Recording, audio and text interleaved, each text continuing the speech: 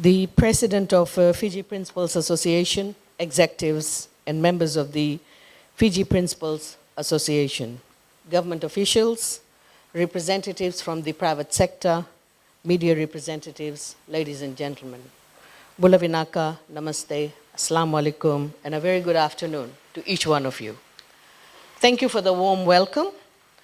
I hope you had a successful 2 days of discussion on pertinent issues, you have learned new things, and above all, you are rejuvenated to go back to the schools and put into action some of the things that you have learned. That is the whole purpose of a conference. It is to share each other's experience, but also to know that you are not alone. Whatever challenges you are going through, you're not alone. There are others who are going through the same challenges. And collectively, you can improve what you desire to improve. Yesterday morning, I addressed the head teachers of primary schools, and my message has been on one simple theme, which is transforming education for our children and for their future. As head of schools, you are at the stage where education, as you all know, will no longer be the same. We have to accept that. It's a reality that we tend to emulate what we have learned from our teachers, and then we bring it into the classroom. And that's what we have seen over the years. For decades, the education sector has not changed. I'm not talking about Fiji, I'm talking about education sector globally, regionally, and nationally. It has not changed the way other sectors have reformed. The trade sector has changed. The economic sector has diversified. Agriculture sector has taken on technology, and they have made changes globally. Businesses have, even businesses have made major changes, adopting technologies and new ways of making money and providing service. But unfortunately, the education sector has remained static for last so many decades. And there is a huge realization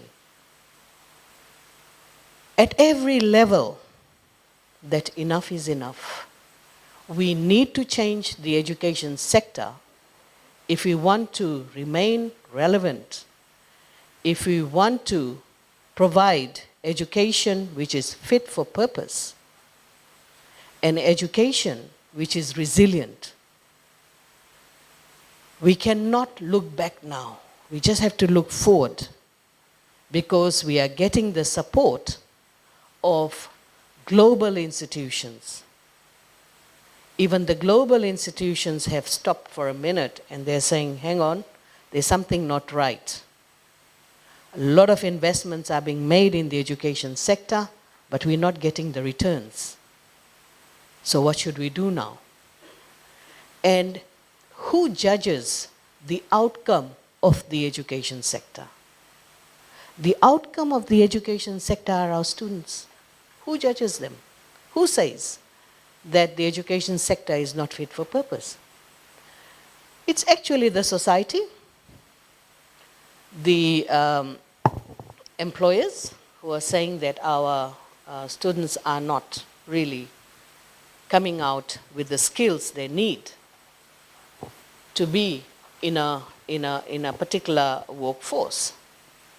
Then again, the students themselves, even they are saying that the education system is no longer interesting, exciting, it's boring, and it's not something that we look forward to.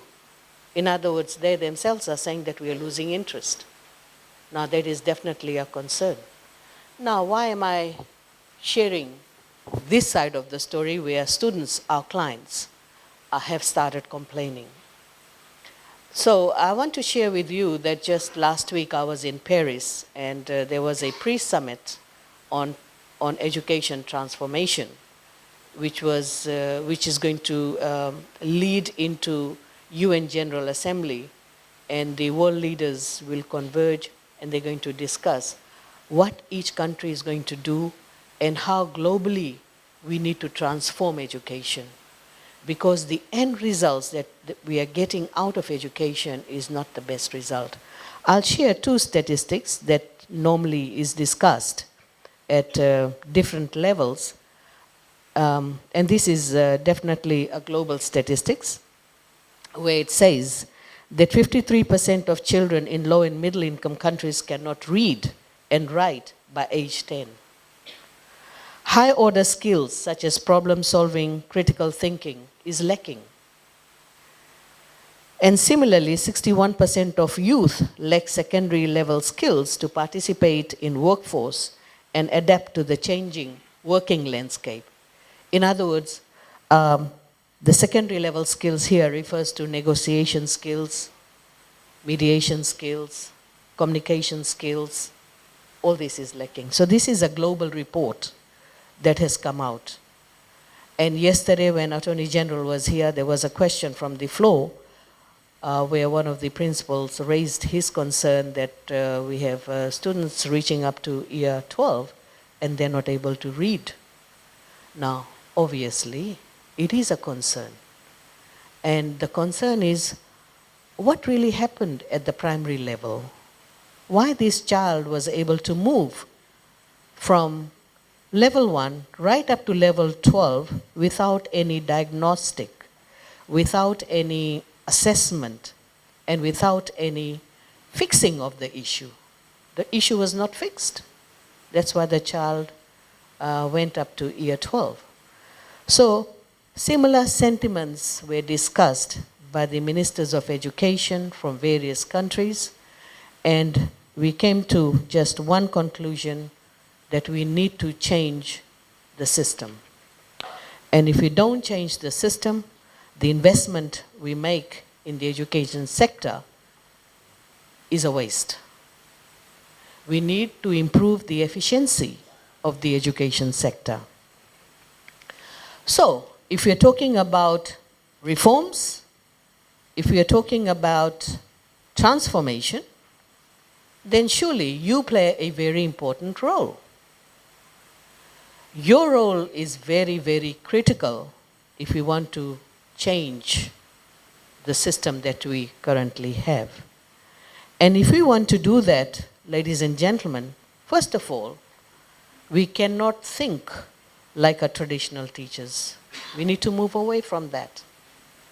Because traditional teachers in those days were fine, because there was no technologies, there was no television, there was no Facebook, there was no Instagram, there was no laptops and various iPads and you name it, the various technologies were not there.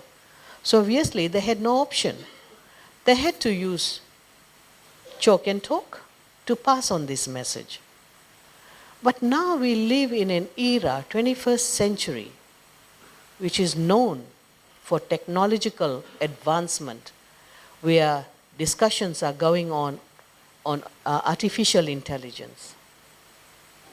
Now, if we live in this era and our children who are simply tech savvy, how can we use old pedagogies, old style of teaching, and we want our children to pay attention, to behave well in the class? It's a mismatch. Let's accept that. It's a mismatch. We need to change that. Now, your role changes from simply acting as the head of school, or what we call the principal. You need to become, as I mentioned earlier on, you need to be the chief executive officer of an institution. Your school is the institution where you are the chief executive officer.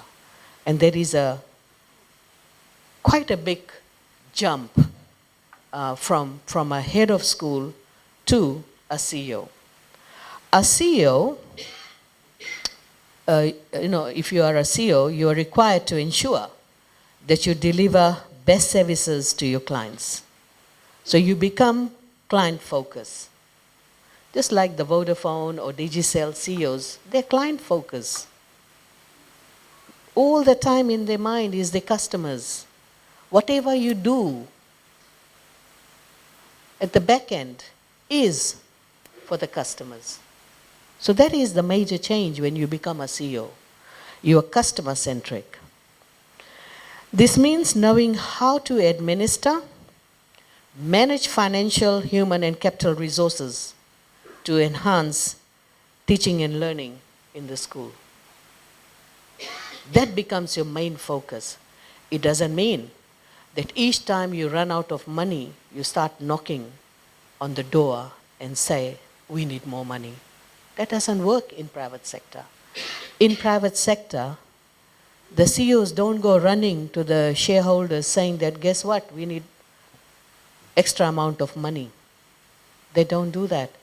You need to reduce your cost. You have to find ways of how you can reduce your cost, right? And you can also look at ways of working in partnership with school management committee, with donor agencies, and obviously with the Ministry of Education. When I say Ministry of Education, I mean if you need to put up a building, you need to put in a project proposal. Yesterday I was hearing some of the comments that was coming from the floor. And it's a clear indication that most of the head of schools are not aware that you can put in proposals to the Ministry of Education when we have national budget. You can also put in project proposals to various donor agencies. And there are donor agencies who are assisting schools. So that's why it's important that you need to shift your thinking. And again, you cannot ignore unhygienic wash facilities, overgrown grasses, and of course, unattended gardens. I have been to many schools around the country. There are some schools very well managed, very well looked after, and it's a pleasure to be there. But there are some schools you start wondering why the school is like this. And I'm sorry to say this, but I have found schools in maritime area, in rural areas, where the head teachers have not been taking the responsibilities seriously. And there are a number of cases where I had to pull up the head teacher and the head of school, questioning them on the side as to why the school is like this. Deplorable condition. And then again, we receive complaints from the community, from the school management committees. I'm not saying all head teachers, please don't get me wrong. There are majority of the head teachers who are doing wonderful work. But minority is the one that gives bad name to the teaching profession. And this is the minority that we need to fix. We've come across cases where some of the teachers, because they have the quotas, they drink grog whole night. And then during the day, they disappear. They're in the quotas. This is the reality. And this will not be tolerated. Let's be honest. And we are putting pressure on our divisional and district officers. We are assigning each and every school to a divisional or district officer, so they take charge of that school. In other words, the divisional and district officers are the conduit between Ministry of Education and the schools.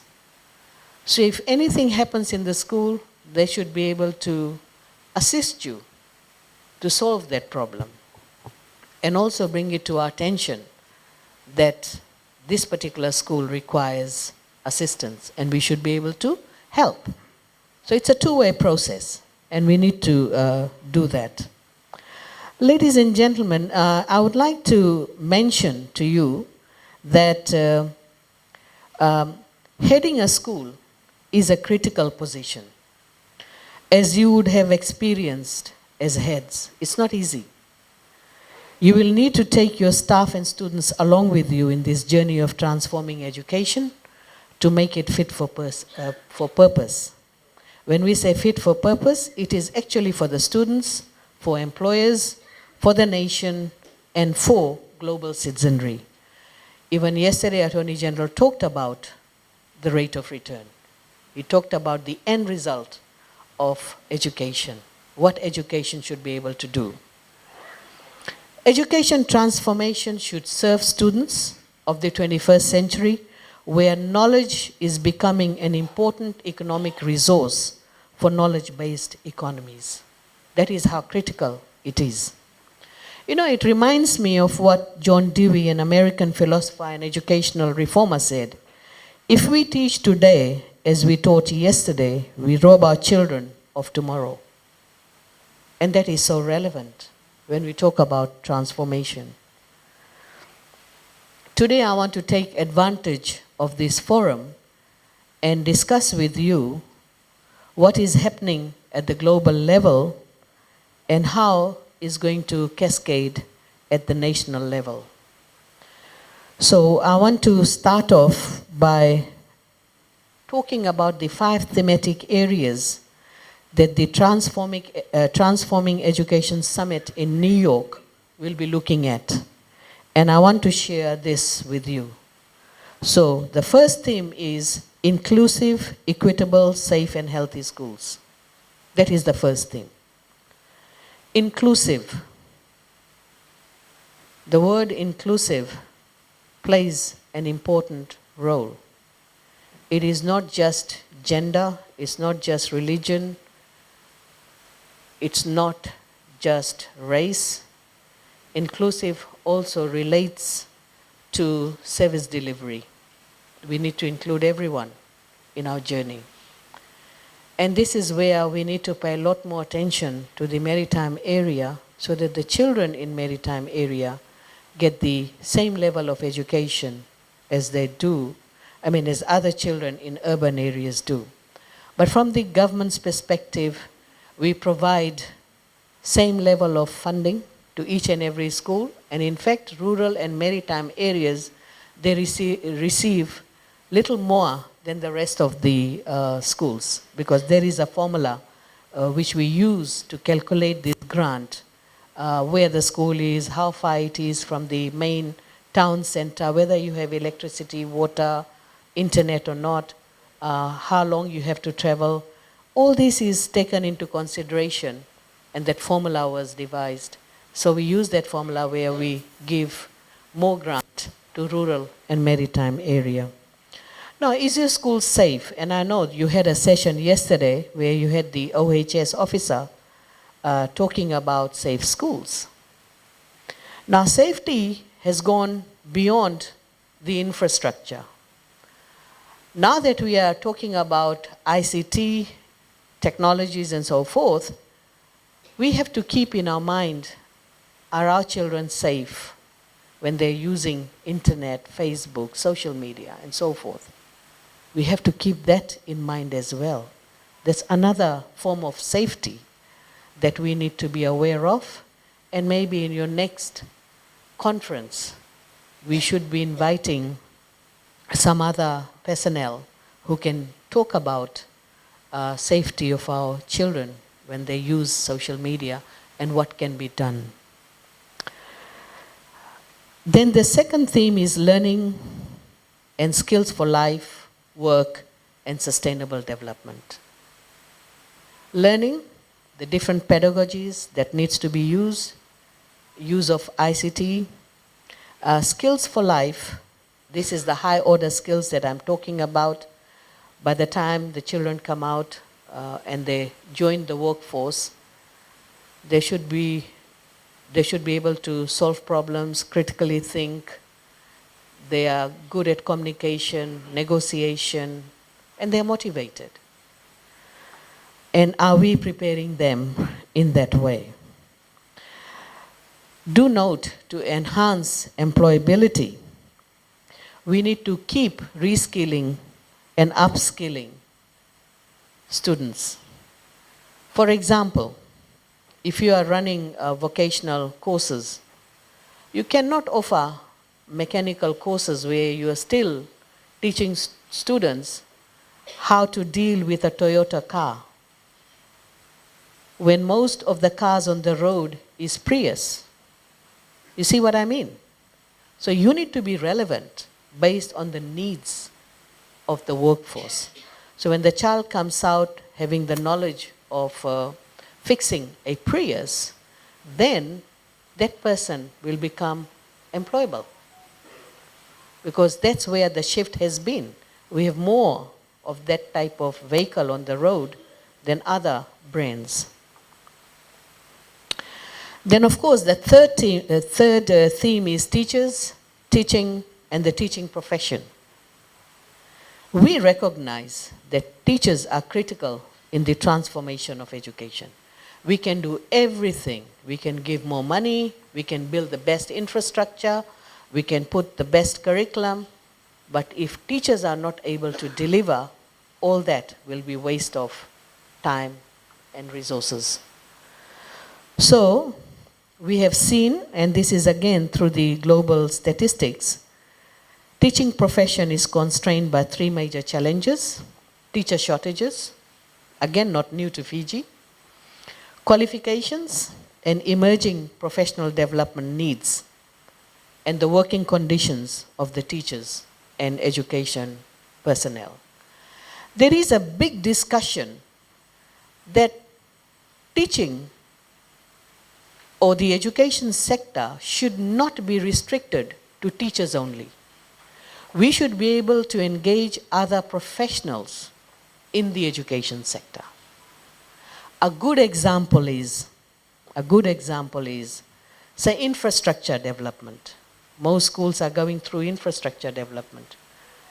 Now, should a teacher with industrial arts manage infrastructure development? Or should we be engaging architects, engineers, quantity surveyors who understand infrastructure better than any one of us? So that's the kind of shift we need to bring in the education field. And this is what was discussed at the global level. Because when we try to bring teachers from what they do best, and that is the classroom environment, and put them into administrative positions and so forth, global realization that we are not able to get the same result, just like any other private sector. So should we be looking at our workforce slightly differently, rather than putting teachers at headquarters and so forth? But that will be dictated by the developments that are taking place globally and how it's going to translate at national level. But I'm just sharing this with you because it is an important point. You'll be surprised that 69 million teachers are needed globally to meet SDG 4. There is acute shortage of teachers around the world. And we are facing a similar situation in Fiji. Unfortunately, students who want to become teachers, they're not able to really look at the careers and have an insight if they graduate as a teacher, whether they'll be able to find a job. So we've seen certain areas we have got surplus teachers, and in certain areas there is acute shortage. Now the fourth theme is digital learning and transformation. And I do not wish to speak more on that because we have been talking about digital learning and transformation. But for digital learning and transformation, we have to avoid fragmented technology and content solution. It cannot be in a fragmented way. Just because there is an issue, let's just try and solve it. It has to be planned. And that's why ministry has engaged and appointed a manager learning, e-learning. And he's involved in ensuring that we create the right content and we have the right technologies that can be used in the school system. But talking about technologies, I must say to you that gone are the days when you have a computer lab and you say, my job is done. And most head of schools do that. When I get the analysis of free education grant for each and every school, and I want to see how the money was spent, and what do I find? A lot of money parked in these areas. Why?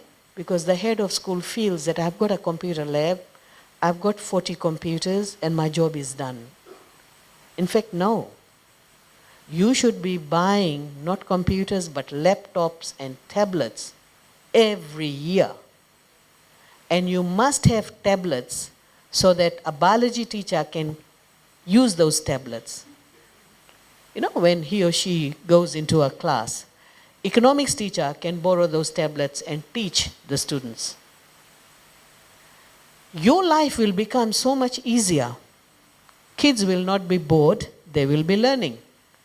You know, yesterday we talked about recessions, we talked about inflation, we talked about cost of living, including rising interest rate. Now, if you go to a YouTube, there are so many beautiful stories and information on this, that if you just show it to the children, they'll understand better. Because they're using animation, they're using statistics, and they are using different people who are talking about different things, and they'll be able to connect at once how the economy works. But you can only do that if you have your laptops and, of course, internet connection. I know there are schools that who are investing in smart TVs. Now, you must invest in smart TVs. That is one easy way. Because if you have a smart TV, you can connect to internet, you can prepare things on your flash drive, you can put it in, and you can talk about the subject matter. That's how interesting and exciting it can be. You can also give students notes on the USB. Because remember, students love reading from technology. Not like you and I, who want to put on specs and read papers. That's how things have changed. So don't feel, just because you want to read, your students also want to read papers. Now, of course, I'm mindful of certain other schools where internet may be a problem.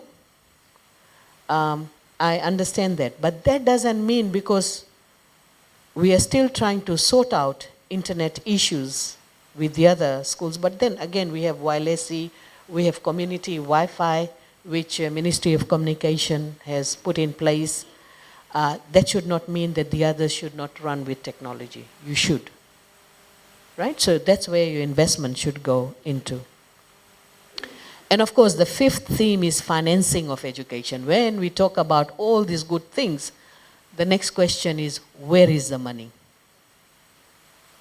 Now, this is the question that was raised at the global level.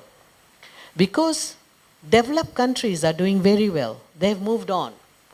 If you look at Finland and Norway and even Singapore, the curriculum, the pedagogies, the ICT technologies they're using is amazing. Even for the little ones, they have a separate room during lunch hour. They've got bean bags and everything else, and a screen where little ones will come, watch TV, and they can take a little nap. But how is our classroom setting? Did it change from the time you went to kindy to what it is now?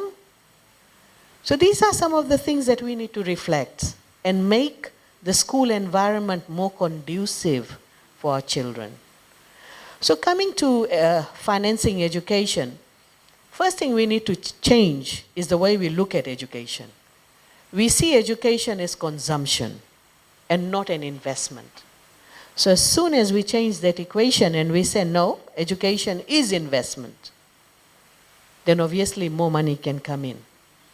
We have seen most countries around the globe, they are using domestic taxes to fund education. And Fiji does the same. There is a requirement for all countries to follow, and the requirement says that each and every country should spend 7% of their GDP in education. And for your information, Fiji meets that target. We were one of the very few countries sitting there who had met that target. Fiji spends 7% of GDP and 20% of the budget, national budget, towards education. This is how committed the government is. We have a commitment, and you've heard what Attorney General said yesterday, that there will be no budget cut for Ministry of Education. In fact, there will be an increase. But if the government is putting all this money into the education system, and if we are not getting the rate of return, I think we have the right as the employer to question that. Just like the shareholders will be questioning their team, saying that we have invested all this money, why you are not making profits? Now, we're not going to gauge education system in terms of profits, but as I said, the outcome, right? Which is students will be able to improve their quality of life, they become good citizens, they're tolerant, they're peace lovers, etc., etc. So this is what's being questioned at the moment, and Fiji is leading this particular track, financing education with Belgium. And what we are proposing, that there has to be a global setup where Fiji can borrow money at a concessional rate to fund the reforms that we are talking about. Because we cannot do it on our own. If at the global level, if the stage has been set, the targets were rolled out, the targets for SDG 4, and if we are lagging behind, then we need some form of financial assistance so that we can achieve that target. So that was the discussion we had. So way forward, education transformation simply means there is no time and no place for education. No time. Go on other days when you have your timetable. From this time to that time, we'll have biology. From this time to that time, history. And place, it has to be in a classroom. The other week when I was in Paris, I got an email from one of the parents who is involved in homeschooling. And he requested that if I can send my child to this particular primary school so that he can only sit for the exam. And the paper will be collected, and the tutor who is providing this homeschooling will mark.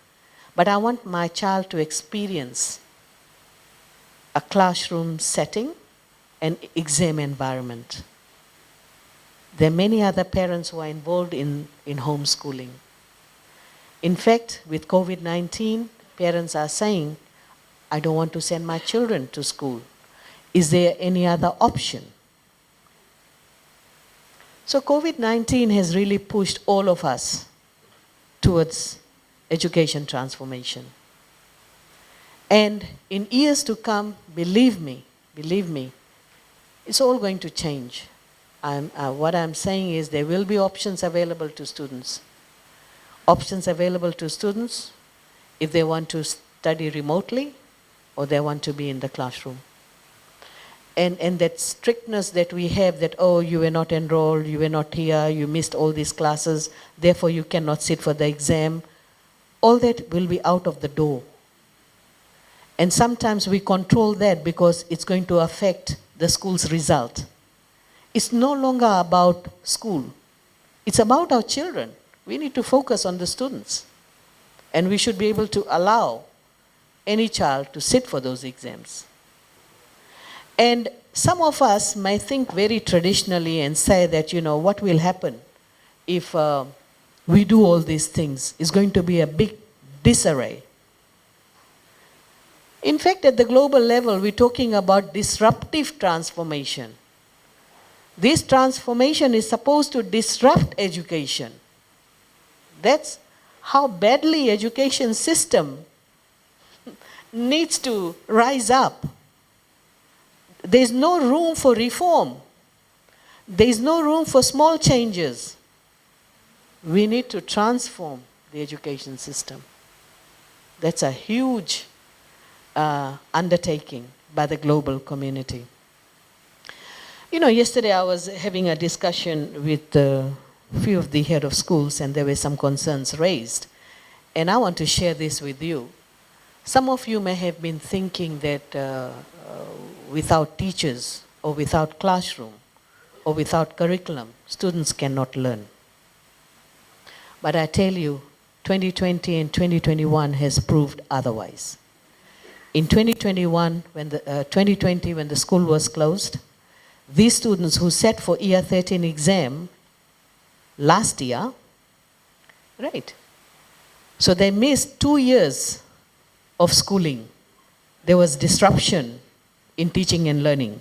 2020, 2021. 2021, for a very long period, the school was closed. But look at the results. My goodness. The overall pass rate for year 13 was 70%. Did we give them any sample papers? We didn't. So what does the statistics tell us? That students are ready to take on the challenge of being the owner of learning. They can own learning. But only the problem we have, because we are traditional, we believe in the traditional system, we're not letting them go. Because it's not a norm. But we have to think differently. We must think differently. You know what will happen if we have the fourth wave, or the third wave, or the fifth wave? Are we going to close the schools as we're doing now? We can't afford to. We can't. And the only solution we have is through ICT technologies, making education available remotely, no longer in the four walls of a classroom. Although we should be able to provide the options to our children, options to our parents. That we must provide. So ladies and gentlemen, I think I have said quite a bit on the education transformation that we are looking forward to. But this will only be possible if we have the right statistics and the right information. And we'll be able to get the statistics and information through education sector plan. Now, Fiji became a member of the Global Partnership for Education. It's an NGO, and they have given us close to $1 million. We will be using that money to develop the education sector plan. Education sector plan is different from Education Commission reports. Education Commission report, very good report. It talked about the various problems. It had a lot of data, statistics were there. A lot of recommendation from each chapter to another set of recommendation. But it was not holding anyone accountable. Because education is not just Ministry of Education. Please remember that.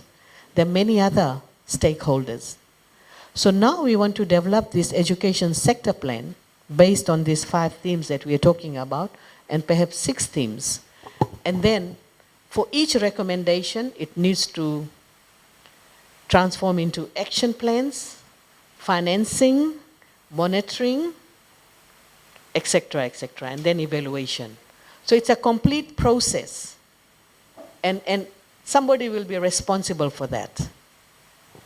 So that's how we're going to develop our education sector plan, and some of the transformation we're talking about will be part of the education sector plan. So with these words, ladies and gentlemen, I want to thank you most sincerely for the work you do. It is a thankless task. Expectation is always high from the teachers, and this is the worst time in teachers' life to be teaching.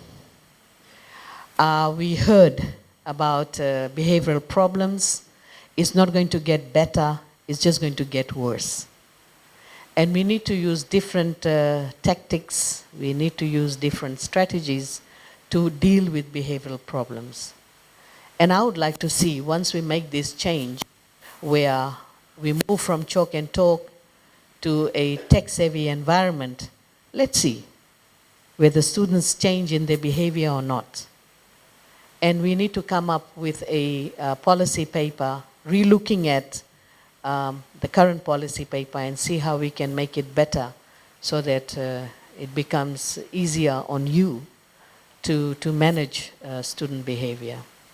So with all this, ladies and gentlemen, thank you very much, and I wish you all the best with the job that you have on hand, and I have a lot of faith in you, and I strongly believe that you'll be able to be part of that agent for change. And you'll be working very closely with Ministry of Education so that collectively we'll bring about this change. Vinaka.